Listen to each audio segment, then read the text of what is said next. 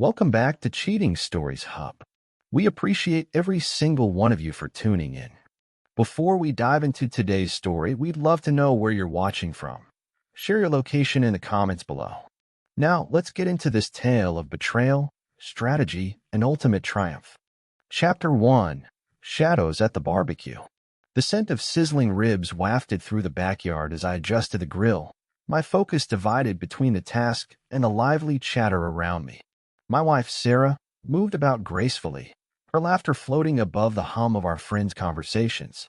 She was radiant today, glowing in a way that both intrigued and unsettled me. I attributed it to her excitement about the barbecue. She always enjoyed hosting, but there was something about her tone, a subtle tension beneath the joy that I couldn't place. Then the doorbell rang. "That must be Gabriel," Sarah exclaimed, her eyes lighting up as she rushed toward the house, her flowing sundress swirling behind her. Gabriel. The name made me pause. He was the Italian language tutor Sarah had been raving about for weeks. She'd recently developed a passion for learning Italian, scheduling lessons almost obsessively. At first, I encouraged her. It seemed like a fun hobby, a good way to break the monotony, but as she grew more invested, I began noticing things that didn't sit right. Sarah's late-night lessons often stretched into hours. She would come home flushed, mumbling about how much progress she'd made. Her enthusiasm for Gabriel bordered on excessive, and as much as I tried to brush off the nagging feelings, I couldn't shake a growing unease. When Sarah returned to the patio, she wasn't alone. Standing beside her was a man of striking confidence. Gabriel was tall, with a sharp jawline, sun-bronzed skin, and piercing blue eyes that seemed to evaluate everything in his path. He moved with the assurance of someone used to commanding attention, and the way he smiled, a mixture of charm and calculation, sent a cold wave through my chest. "Nick, this is Gabriel," Sarah introduced, her voice bubbling with excitement. "Gabriel, meet my husband. He's been so supportive of my lessons." Gabriel extended a hand, his grip firm, his smile disarming. "A pleasure to meet you, Nick," he said, his accent subtle but unmistakable. I forced a smile, though my instincts screamed otherwise. "Welcome. Glad you could join us." Our eyes met, and for a brief moment, something flickered in his gaze. Recognition? Suspicion?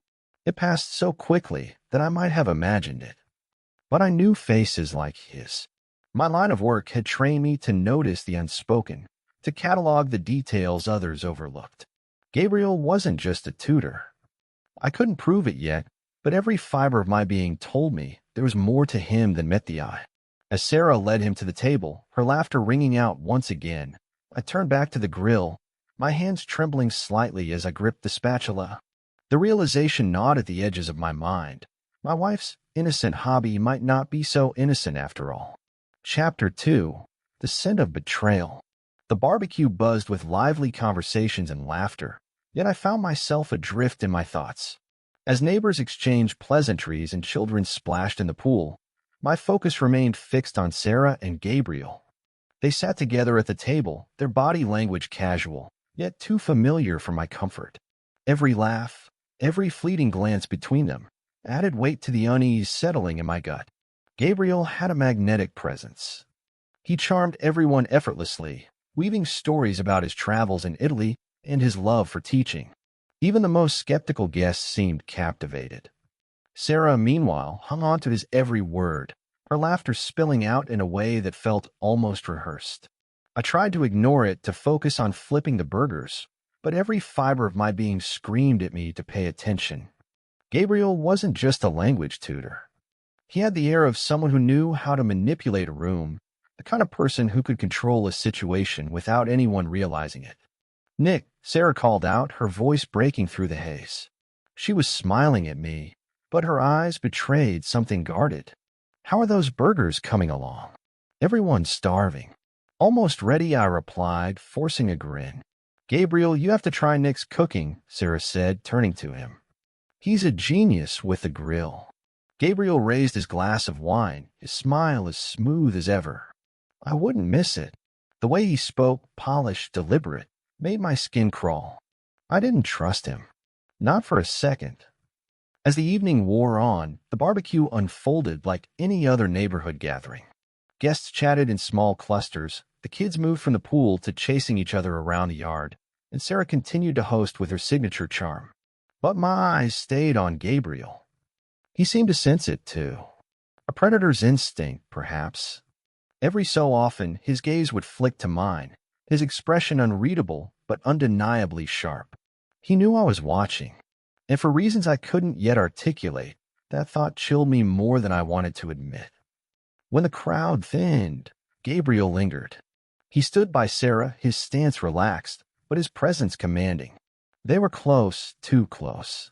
I should be heading out, Gabriel announced finally, his gaze briefly meeting mine. I'll walk you to the door, Sarah offered, her voice light and breezy. I watched them retreat into the house together, my chest tightening with each step they took. There was something unmistakably intimate about the way they moved, subtle touches, lingering glances.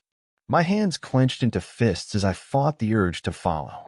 Instead, I turned my attention to cleaning up the yard, channeling my frustration into stacking empty plates and gathering bottles. My mind, however, was elsewhere.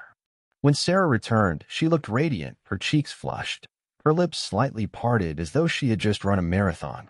"What a fascinating guy," she said, sinking into a chair near the grill. I bit back the sharp retort burning on my tongue. Instead, I kissed her on the forehead, lingering just long enough to whisper, "I'll finish cleaning up. You go get some rest." She smiled, oblivious, and disappeared into the house. Later that night, once the house was dark and Sarah was asleep, I locked myself in my office. My heart raced as I powered up my secure laptop and navigated through classified databases. If Gabriel wasn't who he claimed to be, I needed to know. Minutes later, the truth stared back at me in black and white. Gabriel Russo wasn't just a tutor. His real name was Matteo Andretti, a wanted man with a long history of organized crime. His network spanned continents, his name whispered in the corridors of law enforcement as someone too elusive to catch. Drug trafficking, money laundering, bribery. His crimes were as far-reaching as they were devastating. And now he was sitting at my dining table, holding my wife's hand. I leaned back in my chair, staring at the screen as the weight of the revelation settled over me. Matteo was dangerous, the kind of man who didn't just use people, he destroyed them. But what chilled me more than his past was his pattern. Matteo was known for exploiting his targets' personal lives, using their loved ones as leverage. Sarah wasn't just an innocent bystander. She was his way in. The next morning, Sarah hummed a tune as she prepared breakfast, her demeanor as lighthearted as ever. She slid a plate of pancakes in front of me, kissed my cheek, and poured herself a cup of coffee. "Gabriel mentioned he might have another opening for lessons this week," she said casually. "I feel like I'm making real progress. It's exciting, you know." Her words were innocent, but now they felt rehearsed, calculated. "That's great," I replied, keeping my voice steady. "He seems like an interesting guy." Her face flushed, barely perceptible, but enough for me to notice. She laughed lightly, brushing her hair back. "He's a fantastic teacher." I nodded, buttering my pancake as if nothing were wrong. But inside, my thoughts churned. How much had she told him? How far had this gone? That evening, when Sarah left for one of her lessons, I waited until her car was out of sight before opening the surveillance app on my phone. Weeks ago, I'd planted a discreet tracking device in her car, not because I suspected her of anything at the time, but as a precaution I now thanked myself for taking. I watched as she drove to a nearby cafe, but instead of going inside, she waited in the parking lot. Moments later, a sleek black car pulled up. Gabriel stepped out, his movements as confident as ever. They didn't greet each other like teacher and student. They didn't exchange polite smiles or professional gestures. Instead, Sarah lit up, her body language screaming familiarity. Gabriel placed his hand on her lower back, guiding her toward the cafe with an intimacy that made my blood boil. I stared at the screen, my grip tightening on the phone. This wasn't innocent. This wasn't a misunderstanding. This was betrayal. When Sarah returned home later that evening, she was all smiles, her energy bright and carefree. "How was your lesson?"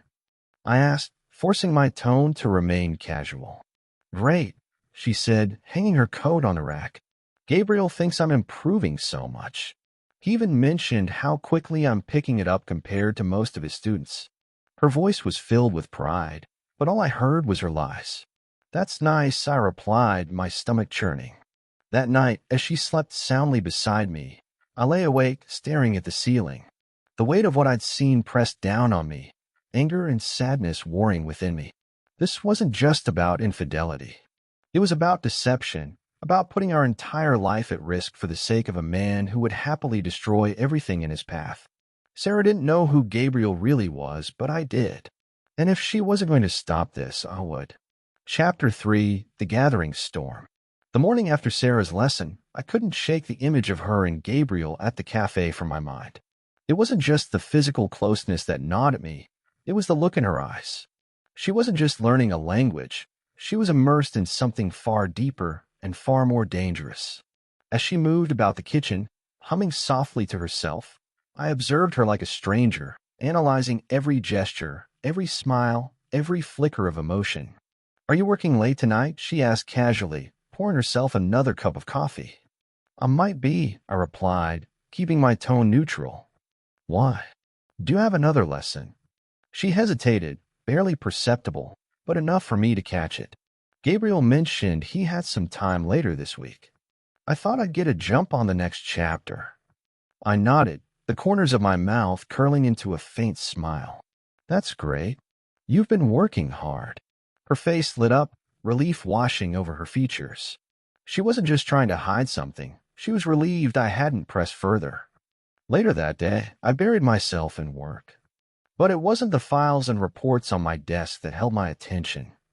It was the digital evidence I've been collecting on Gabriel Russo, Matteo Andretti, and his connections to Sarah. His file painted a grim picture. Matteo wasn't just a criminal. He was a tactician. He had a way of weaving himself into his victims' lives, exploiting their trust until he had what he wanted.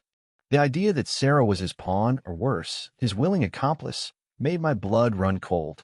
I needed more proof. I needed to understand the extent of his manipulation and how deep Sarah had fallen into his web.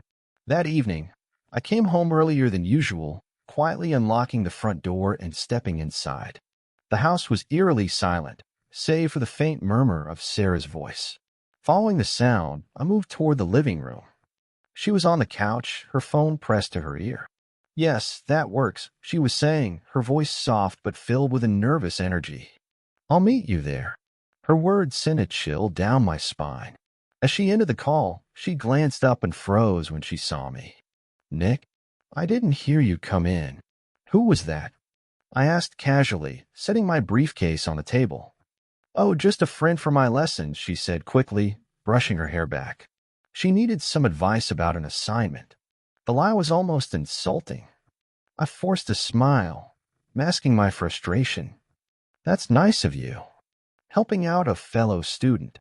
Her shoulders relaxed slightly, and she offered me a tight smile in return. "I try."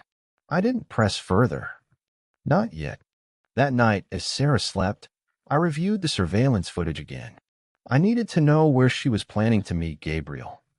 I pulled up the tracking feed from her car's device, watching as the digital map revealed her recent locations.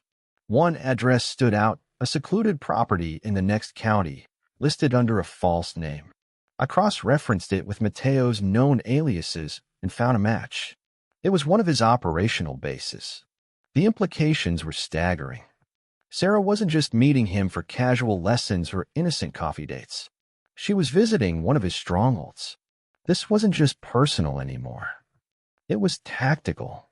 The next morning, I decided to test her boundaries. "Hey," I said as we ate breakfast, "I was thinking we should take a weekend trip. Just the two of us."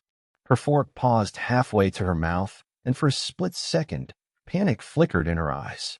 "Oh, that sounds nice, but I don't know if I can." "Why not?" I asked, keeping my tone light. "Work's been crazy," she replied, quickly recovering. "And I've got a few more lessons lined up. Gabriel's been so flexible with scheduling, and I don't want to let him down." I leaned back, watching her carefully. I'm sure he'd understand. It's just a weekend. Her cheeks flushed, and she forced a smile. "Let me think about it." Her hesitation spoke volumes.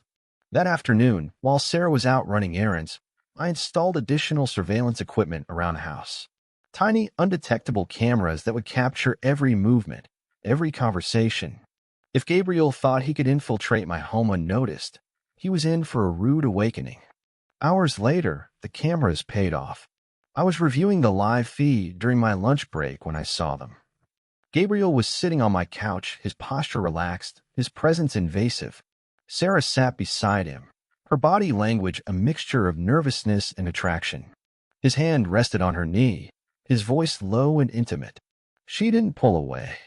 The image blurred as my vision went red. My knuckles turned white as I gripped the edge of the desk, every instinct screaming at me to storm home and confront them. But I forced myself to stay calm. This wasn't the time for rage. I needed to stay ahead of them to gather enough evidence to end this once and for all. The next day, Sarah was uncharacteristically quiet. She moved through the house as if walking on eggshells, avoiding eye contact and retreating to her phone whenever I was near. I let her think she was fooling me. That evening, as she prepared to leave for another lesson, I intercepted her at the door. "Going somewhere?" I asked, leaning casually against the frame. She froze, her eyes darting nervously to mine. "Just another lesson," she said lightly. "You know, keeping up with my Italian." I smiled, stepping aside. "Of course. Have fun." She hesitated, as if expecting me to say more, but when I didn't, she slipped out the door. I waited until her car was out of sight before pulling up the feed from the tracking device. Once again, she drove to the secluded property. This time, I wasn't content to watch from afar. I called in a favor from a trusted colleague, someone who owed me for keeping their name out of a messy operation years ago. Within an hour, I had satellite surveillance on the property and a small team of operatives ready to deploy if necessary. The live feed revealed a steady flow of vehicles arriving at the property, dark SUVs, unmarked vans. It wasn't just a meeting point. It was a hub for Matteo's operations, and Sarah was right in the middle of it. When she returned home late that night, I was waiting for her in the living room. "How was your lesson?" I asked, my voice calm but edged with steel. She hesitated, clearly caught off guard by my presence. "It was fine." "Why?" "Just curious," I said, my eyes locked on hers. "You're spending a lot of time with Gabriel. I hope you're learning a lot." Her face flushed, and she looked away.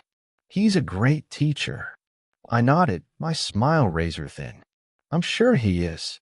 As she retreated to the bedroom, I stayed behind, staring at the surveillance footage still playing on my laptop. This wasn't just about trust anymore. It was about survival. Chapter 4: The Trap Takes Shape. The weight of the situation was suffocating. Matteo Andretti, Gabriel, wasn't just a threat to my marriage.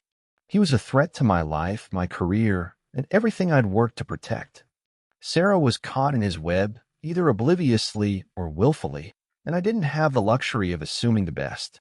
By now, I'd gathered enough surveillance footage and intel to understand Matteo's operation. His movements were strategic, his network deeply entrenched, and his ability to manipulate was unparalleled. But for all his skill, he had underestimated me. This wasn't just a fight to expose him. It was personal now. That morning, as Sarah busied herself in the kitchen, I finalized my plan. She had no idea what I'd uncovered or how far I was willing to go. For now, she was still playing her part in Matteo's game, but soon I would turn the tables. "Nick, do you have any plans this weekend?" Sarah asked, her voice casual. "Nothing I can't cancel," I replied, not looking up from the newspaper I wasn't actually reading. "Why?" "I thought I might schedule another session with Gabriel. He mentioned he had some time on Saturday." I folded the paper deliberately, meeting her gaze. "You're really committed to this, aren't you?" She hesitated, a flicker of something. Guilt? Fear? Crossing her face. "It's just, I've made so much progress.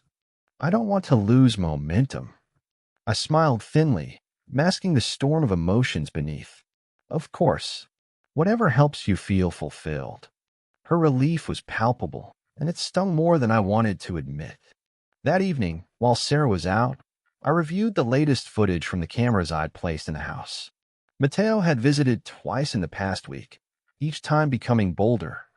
He treated my home like it was his, lounging on the couch, sipping wine Sarah poured for him, and speaking in tones too low for the microphones to catch. But it was their body language that enraged me. The stolen glances, the way his hand lingered on her arm, the subtle intimacy in their interactions. It wasn't just professional or even friendly. It was personal. I clenched my fists, forcing myself to stay calm. Anger wouldn't help me now. I needed clarity, precision. The next day, I began setting the trap. First, I reached out to a trusted contact within the federal task force I used to work with, a team specializing in organized crime. Mateo's name had come up on their radar before, but they'd never managed to pin him down. I provided them with the intel I'd gathered, carefully omitting Sarah's involvement. "I can get you what you need to take him down," I told my contact, Special Agent Lynn Carter. "You sure about this?" she asked, her voice skeptical. "If you're wrong, this could backfire in a big way." "I'm not wrong," I said firmly. "He's operating out of a property in Whitehaven County. I've got footage, schedules, and a clear pattern of movement. But I need time to set things up. Can you give me a week?" Carter hesitated before responding. "You've got 3 days. Make them count." That evening, I confronted Sarah. "Gabriel's coming here again, isn't he?" I asked, my tone casual but edged with steel. She froze, her hands trembling slightly as she set down the glass of wine she was holding. "What are you talking about?" "Don't lie to me," I said, my voice rising slightly. "I've seen the way you act around him. I've seen how much time you've been spending together." Her face paled, and she opened her mouth to respond, but no words came out. "Do you even know who he is?" I continued, my anger bubbling to the surface. "Or are you so blinded by his charm that you don't care?" "Nick," she stammered, tears welling in her eyes. I cut her off. "Gabriel Russo doesn't exist, Sarah. His real name is Matteo Andretti.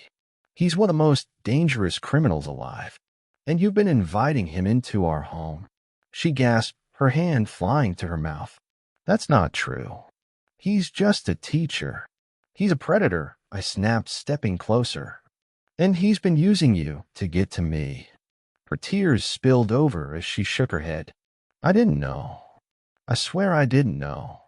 "But you do now," I said coldly. "And you're going to help me stop him." The next few days were a blur of preparation.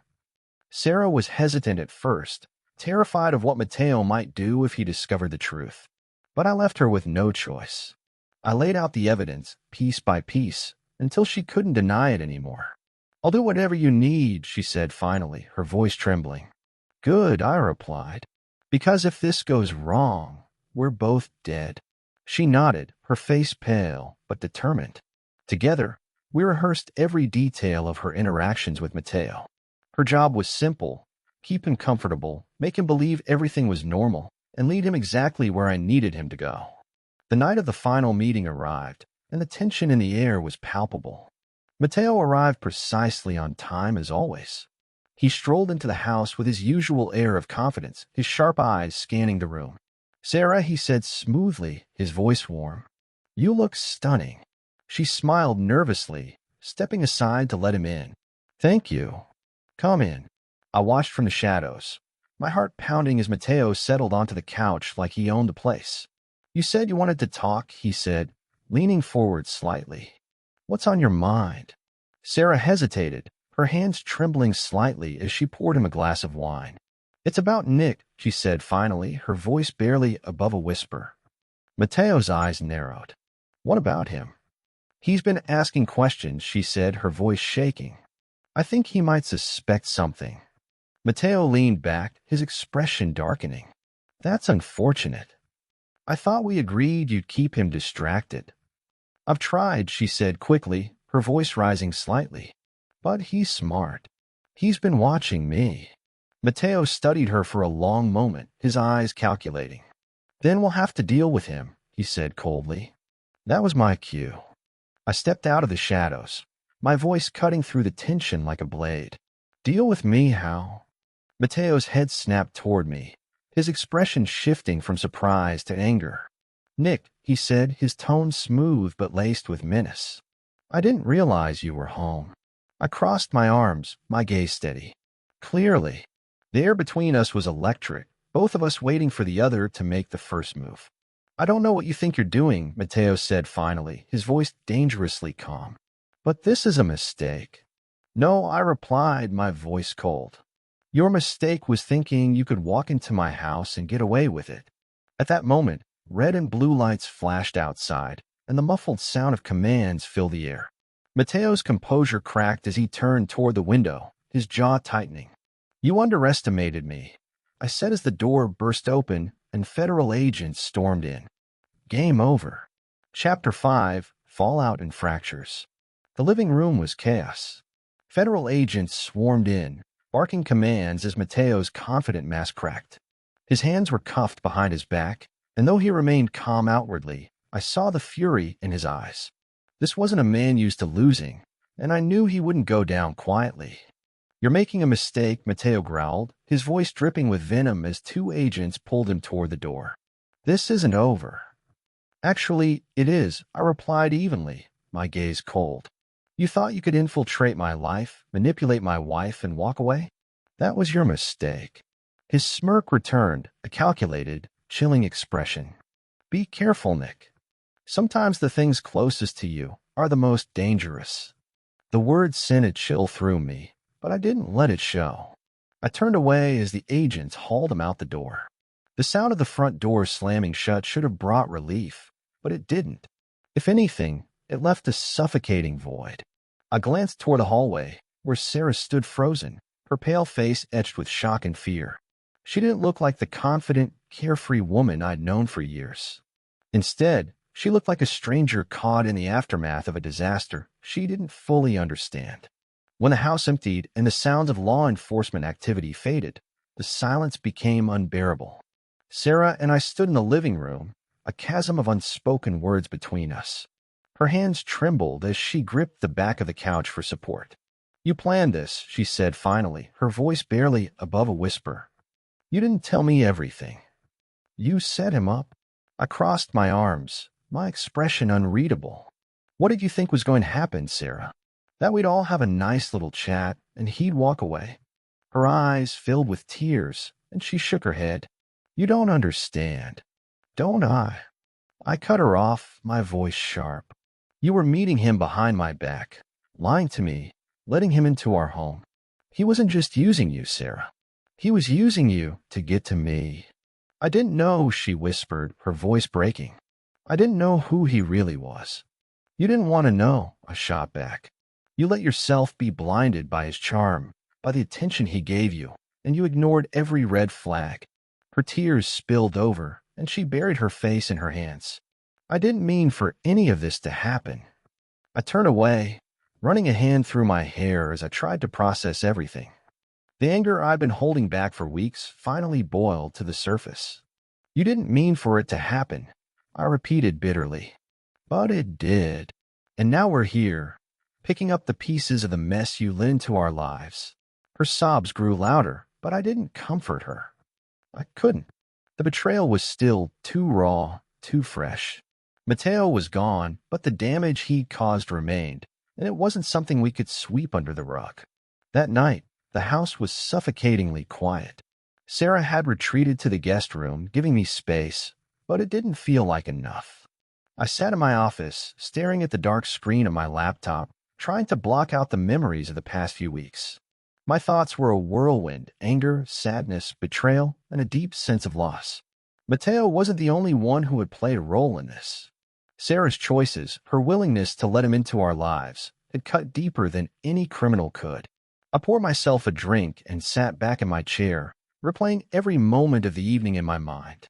Mateo's parting words echoed in my ears. Sometimes the things closest to you are the most dangerous. What had he meant? Was it a threat, or was it a truth I didn't want to face? The following morning, Sarah emerged from the guest room, her eyes red and swollen. She hovered in the kitchen doorway, as if afraid to step closer. Nick, she began, her voice trembling. We need to talk. I set down my coffee mug and met her gaze. What's there to talk about? Her lips quivered, and she wrung her hands nervously. About us. About what happens now. I leaned back in my chair, crossing my arms. What happens now depends on you, Sarah. You've lied to me, betrayed my trust, and put us both in danger. I can't just pretend that didn't happen. I was scared, she said, tears welling in her eyes again. He made me feel seen, like I mattered. But I didn't realize how deep I was getting. I didn't realize what he really was. Maybe not at first, I replied, my voice hard. But you knew eventually. And you still chose to see him, to let him into our lives. Her tears spilled over, and she sank into the chair across from me. I was stupid. I was selfish. And I'll regret it for the rest of my life. But please, Nick, I need to know if we can fix this. If there's anything left to save. I stared at her for a long moment, my emotions swirling. Part of me wanted to believe her, to cling to the hope that we could rebuild what had been shattered. But another part of me, the part that had watched her lies unravel in real time, knew it wouldn't be that simple. I don't know, I said finally, my voice heavy with exhaustion. I don't know if I can ever look at you the same way again. Her face crumpled, and she buried her head in her hands, her sobs muffled. I watched her, torn between anger and sadness, unable to reconcile the woman I'd loved with the woman sitting before me now. The days that followed were tense and suffocating. We barely spoke, each of us navigating the fractured remains of our life together. Sarah stayed in the guest room, giving me space, but the unspoken tension was unbearable. At work, the fallout from Mateo's arrest dominated my days. The operation had been a success, earning praise from my superiors and making headlines across the country. But the professional victory felt hollow in the shadow of my personal failure. One evening, as I reviewed yet another report on Mateo's network, Sarah approached me again. Nick, she said softly, I know I can't undo what I've done, but I'm willing to do whatever it takes to earn back your trust. Just tell me what to do. I sighed, closing the file on my laptop. I need time, Sarah.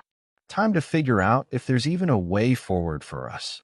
Her shoulders slumped, and she nodded. I understand. That weekend, Sarah packed a bag and left to stay with a friend. As the door closed behind her, I felt an odd mix of relief and sadness. The house was quieter without her, but it no longer felt suffocating. It felt like a space where I could breathe, where I could begin to process everything that had happened. Mateo was gone, his network dismantled, but the scars he'd left behind would take far longer to heal. Whether Sarah and I could rebuild our life together was a question I didn't yet have the answer to. For now, I focused on the only thing I could control, moving forward one step at a time. Chapter 6, Picking Up the Pieces. The house was eerily quiet after Sarah left. The absence of her footsteps, her laughter, her voice, it all felt both liberating and unsettling. For the first time in years, I was alone. But it wasn't the peaceful solitude I had imagined. The silence carried the weight of unanswered questions, unresolved pain, and the fragments of a life that had been torn apart. I spent the first few days trying to focus on work. Mateo's arrest had sent shockwaves through the criminal underworld, and while his network was fractured, it wasn't fully dismantled. There were still loose ends to tie up, remnants of his empire that needed to be neutralized. The task force was relentless, and I buried myself in the chaos, hoping it would drown out my thoughts. One afternoon, Special Agent Lynn Carter called. Her voice was brisk, but there was an underlying curiosity in her tone. Nick, you've done some impressive work here, she said. The intel you provided gave us a massive advantage. But there's one thing I can't shake. How did Mateo get so close to you? I hesitated, the question hitting a nerve. It's a long story, I replied, deflecting. You know, this will come up in the debrief, she pressed. The higher-ups are going to want answers. I clenched my jaw, my mind racing. Mateo's infiltration of my personal life was a vulnerability I wasn't ready to expose. It wasn't just about me. It was about Sarah, her choices, and the risk she'd unwittingly brought into our lives. I'll handle it, I said firmly. Let me know when they want the report. Nick, Carter said, her tone softening. Whatever happened, you're not alone in this. Just be careful. Mateo's gone, but his shadow lingers. Her words echoed long after the call ended. She was right. Mateo might be behind bars, but his presence still loomed over my life. That evening, I poured myself a drink and sat in the living room, staring at the empty space where Sarah's favorite chair used to be. She'd taken it with her when she left, along with a few other personal items. It was a small thing, but the sight of the empty corner hit me harder than I expected. Memories of better days flooded my mind. Dinners together, lazy Sunday mornings, inside jokes that only we understood. Those moments felt like a lifetime ago, belonging to a version of us that no longer existed. As much as I wanted to hate her for what she'd done, a part of me couldn't. Mateo had been a master manipulator, exploiting Sarah's vulnerabilities in ways I hadn't fully understood until now. But even knowing that didn't erase the choices she'd made, the lies she'd told, and the trust she'd broken. The next morning, I received an unexpected call. "Nick, it's Sarah." Her voice was hesitant, almost fragile.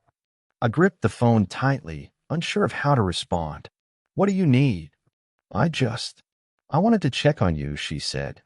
"I know I'm the last person you want to hear from, but I've been thinking about everything, and I need you to know how sorry I am." Her words were sincere, but they didn't ease the knot in my chest. "It's going to take more than apologies, Sarah." "I know," she said, her voice breaking. "But I'm not giving up on us, Nick. I know I hurt you, and I'll regret it for the rest of my life. But I love you, and I want to fix this, if you'll let me." I closed my eyes, the weight of her words pressing down on me. "I don't know if we can fix this," I admitted. "I need time to figure out what's left, if anything." There was a long pause on the other end of the line before she spoke again. "Take all the time you need. I'll be here when you're ready." After the call, I threw myself into work with renewed determination. Mateo's arrest was a victory, but it wasn't the end of the story. His loyalists were still active, and the task force was working tirelessly to dismantle the remnants of his empire. One lead pointed to a hidden safe house on the outskirts of the city, a location Mateo had used to store sensitive documents and cash. If we could secure it, we'd have another piece of the puzzle to bring down his network for good.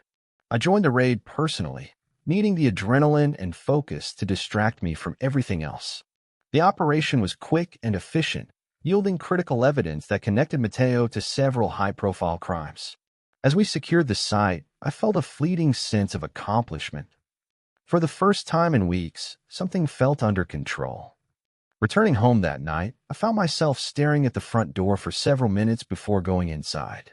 The house felt emptier than ever, its quiet stillness amplifying the turmoil inside me. I poured myself another drink and sat at the dining table, flipping through the files we'd seized during the raid.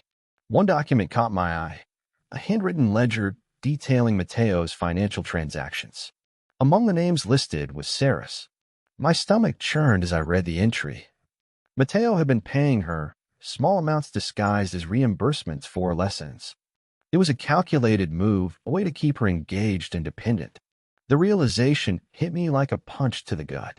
Mateo hadn't just manipulated her emotionally, he'd ensnared her financially, weaving her deeper into his web than even she likely understood. The next day, I met with Special Agent Carter to discuss the findings. "Mateo's network is unraveling," I told her, sliding the ledger across the table. "But he's left a trail of collateral damage." Carter skimmed the document, her brow furrowing. "This implicates a lot of people. Some of them might not even realize how deep they're in." I nodded grimly. "That's what he does. He uses people, exploits their weaknesses, and discards them when they're no longer useful." Carter gave me a pointed look. "And Sarah?" I hesitated, the weight of the question settling heavily. "She was one of his pawns. But she's not innocent. She made her choices. Do you think she was complicit?" "I don't know," I admitted. "But I can't ignore what's in front of me." Carter nodded, her expression unreadable. "If you need help, Nick, you know where to find me." That night, I sat alone in the living room, the ledger open on the coffee table in front of me. Mateo was gone, but his impact lingered, an invisible force shaping the wreckage of my life.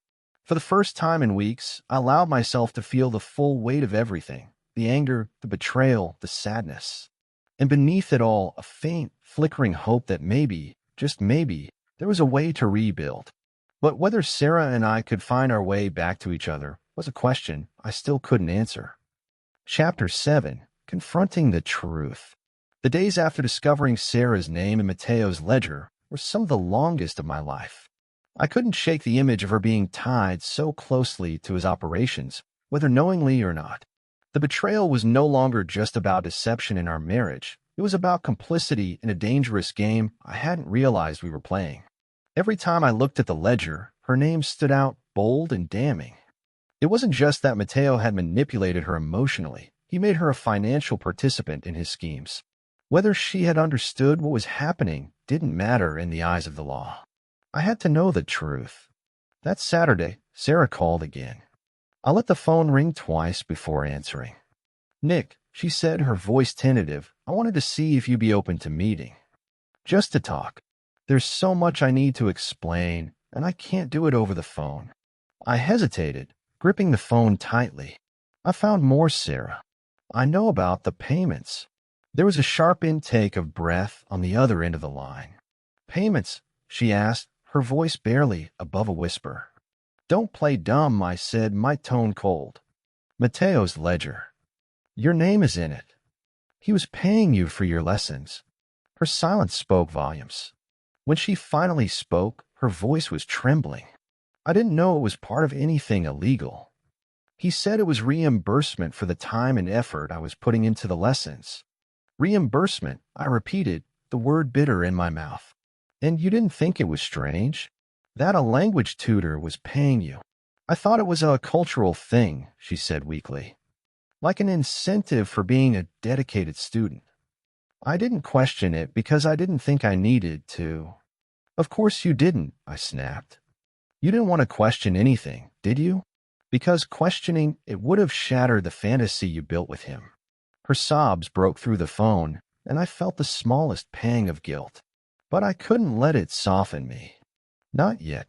I'll meet you," I said finally, "but only because I need answers. No more lies, Sarah. This is your one chance to tell me everything." We met at a quiet cafe on the outskirts of town, a neutral ground where emotions could simmer without boiling over. Sarah was already seated when I arrived, her hands wrapped tightly around a cup of tea. She looked up as I approached, her eyes red-rimmed and swollen. "Thank you for coming," she said softly as I took a seat across from her. I didn't respond immediately, letting the silence stretch until she began to fidget. Finally, I leaned forward. "Start talking." She nodded, her voice shaky as she began. "When I first met Gabriel Mateo, I didn't know anything about him except that he was charming and confident. He made me feel special, like I mattered in a way I hadn't felt in years. But I swear I didn't know who he really was." I studied her closely, searching for any sign of deceit.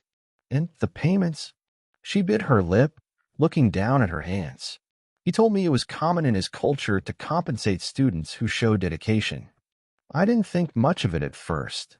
It seemed strange, yes, but he was so persuasive, and I wanted to believe him." "And when did you start to doubt him?" I asked, my tone cold.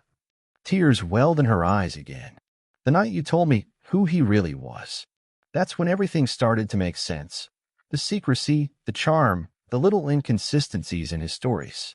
I realized I've been so blind, Nick. So stupid." Her self-deprecation might have been genuine, but it didn't absolve her. "So why didn't you come to me then?" I pressed. "Why didn't you tell me everything and let me handle it?" She shook her head, her voice breaking. "I was scared. I thought if I told you, he'd find out and hurt us. I didn't know what to do." "You could have trusted me," I said sharply. "But instead, you trusted him." Her sobs grew louder, drawing a few curious glances from nearby tables. I leaned back, crossing my arms as I waited for her to compose herself. "I want to make this right," she said finally, her voice barely audible. "I know I can't undo what I've done, but I'll do whatever it takes to fix this." "And how exactly do you plan to do that?" I asked, my skepticism clear. "I'll talk to the investigators," she said, her voice gaining a hint of resolve. "I'll tell them everything I know, even if it means implicating myself. I need you to know that I'm not that person, Nick. I was manipulated, but I never meant to hurt you. Her words hung in the air, and for the first time, I saw a glimmer of the woman I'd fallen in love with. But that glimmer was overshadowed by the scars of her betrayal. That evening, I contacted Special Agent Carter. I explained Sarah's involvement and her willingness to cooperate with the investigation. Do you think she's being honest? Carter asked, her tone cautious. I think she's scared, I replied, and I think she wants to make amends. Whether she can is another question. Bring her in, Carter said after a pause. We'll see what she has to offer. The following day, Sarah and I drove to the task force's headquarters. The ride was tense, neither of us speaking more than a few words. When we arrived, Carter greeted us with her usual brisk efficiency, leading Sarah into an interrogation room while I waited outside. The minutes ticked by slowly as I sat in the sterile hallway, my mind racing. I didn't know what Sarah would say or how much she could actually help. All I knew was that this was her chance to prove she wasn't complicit, that she'd been a victim of Mateo's manipulation like so many others. When the door finally opened, Carter emerged, her expression unreadable. She was honest, she said simply. And her information checks out. It's not much, but it corroborates some of what we've already found.